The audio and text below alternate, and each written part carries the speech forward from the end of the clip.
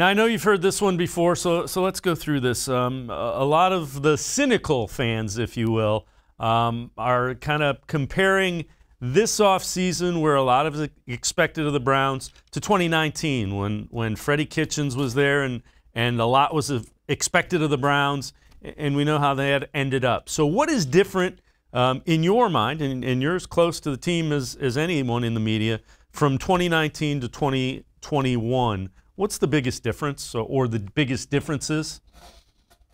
Well, I mean, you have to start with the coaching staff. Freddie Kitchens was handed a roster with a lot of talent on it. There were many of the same players that they have right now. Some of their best and brightest players were on that football team.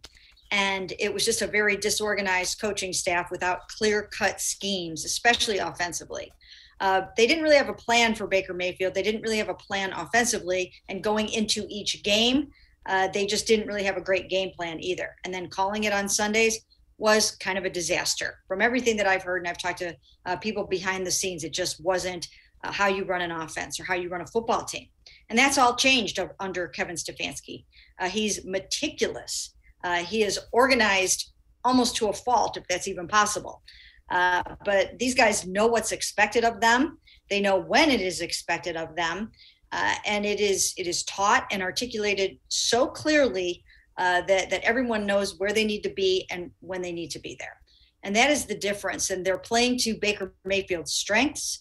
There are just no questions about what everybody's supposed to be doing. So it really comes down to the coaching staff.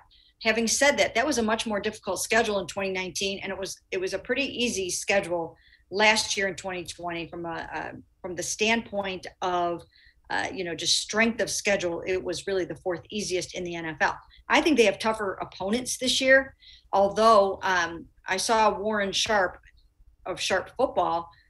He ranked the Browns' schedule as the third easiest in the NFL. I find that hard to believe when you have to go against some of the guys, some of the quarterbacks that they have to face. I don't see how they came up with that. From a win-loss standpoint, it's ninth toughest. We'll see how it works out.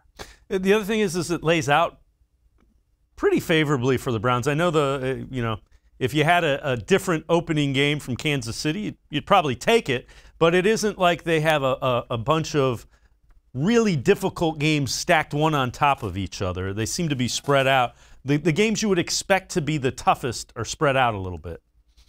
Yeah, they are spread out a little bit. I think it's going to get tough down the stretch when you have to play Baltimore in those back-to-back weeks. Of course, they have a bye week in between there while Baltimore is in Pittsburgh that week, so it's way tougher for them.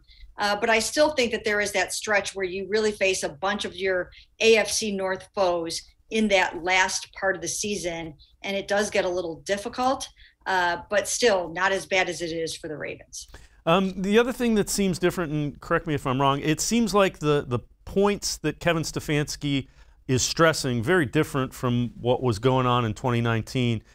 He's stressing work. That seems to be every time he talks about it, we'll work and get to work and see how it turns out. Well, he has a handle on the team. He's got a handle on the players. He's got a handle on quieting the noise.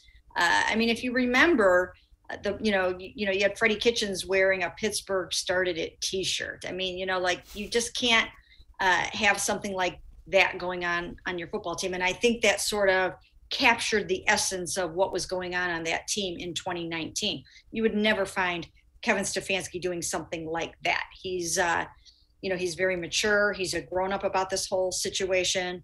And even though he's young, he was able to parlay this into AP NFL Coach of the Year, and that really is saying something.